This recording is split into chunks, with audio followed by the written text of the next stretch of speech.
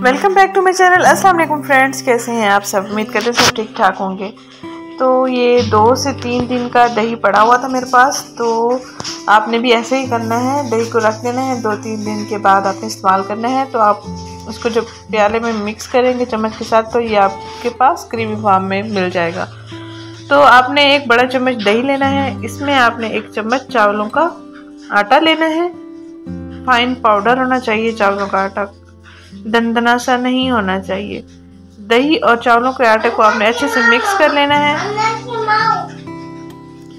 और उसके बाद आपने कैसे अप्लाई करना है मैं आपको बताती हूँ। ये दोनों इंग्रेडिएंट आपकी स्किन पर जो रिजल्ट्स लाएंगे ना, आप हैरान रह जाएंगे। तो कोरियन जो गर्ल्स होती हैं वो ऐसे ही घरेलू मास्क वगैरह यूज़ करती हैं। देखिए उनकी स्किन कितनी ही शाइनिंग होती है और कोई एक भी निशान दाग धब्बा नहीं होता। जब ये दोनों चीज़ें अच्छे से आपस में मिक्स हो जाएंगी तो हमने इसमें ऐड करना है 2 से 3 ड्रॉप्स आलमंड ऑयल।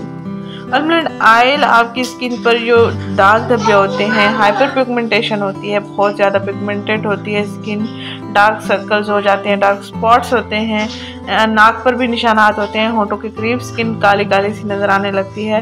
तो ये स्किन को फ्रेश बना देगा, स्किन पर से दाग धब्बों को भी मदम करना शुरू कर देगा। हफ्ते में 3 दिन लाजमी इस्तेमाल करें और अगर आप चाहें तो इसका रोज़ाना भी इस्तेमाल कर सकते हैं। इंशाल्लाह आपको बेस्ट एंड बेस्ट रिजल्ट्स मिलेंगे। नेचुरल ब्लीच है और कोरियन गर्ल्स को आपने देखा होगा कैसे उनकी स्किन बहुत ही हेल्दी होती है। आप भी इस्तेमाल करें, इंशाल्लाह आपको भी अच्छे रिजल्ट